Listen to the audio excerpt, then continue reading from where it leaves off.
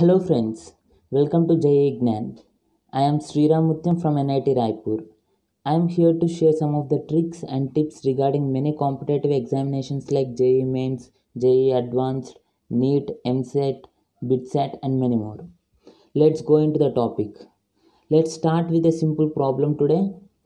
Now I am going to show you how you can improve the way you think and look at the diagrams and change your point of view at difficult problems in no time by the time I complete this video. Let me explain the question. Take a square of side 8 meters. Inside that, put a maximum square. In that circle, place a maximum square inside. Now the regions that are shaded are our highlighted regions and we need to find out the area consumed by it. The options are 16, 8, 28 and 64.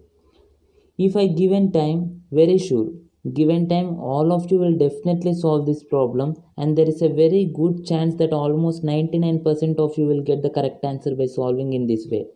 And you may solve like finding the area of square and subtracting the area of circle and dividing by 4, you will get the area of the first shaded region. Nextly, by finding the area of circle and subtracting the area of the inner square from it and dividing it by 4, now you will get the area of the second shaded region. So your final answer will be area of the first shaded region plus area of the second shaded region. That would be a perfect answer. But when you are doing this, pi is involved in the calculation because circle is involved. Options are without pi. That's why you will end up digging 2, 2.5 or 3 minutes depending upon your calculation, whether you are fast, super fast or average, and that will decide how much time that you will take to get the answer. But I am sure you will get the answer. Now get into the tricky way of solving this problem. Let me rotate the inner square by 45 degrees and that would make no difference in the diagram and shaded region as I am only changing the orientation of the inner square. Now you can easily visualize the triangular shaded region and measurements are as simple by taking half of the side as height and base.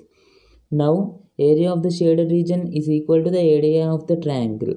As length of the outer square is 8 meter, base and height of triangle is half of it and that is 4 meter. So area of the shaded region is equal to area of the triangle. That is equal to half into base into height and that is equal to half into 4 into 4 and it would be 8 meter square. So this is exactly what I mean by that even though all of us are capable of doing this, since most of us do not think and solve using common conventional method by taking much more time.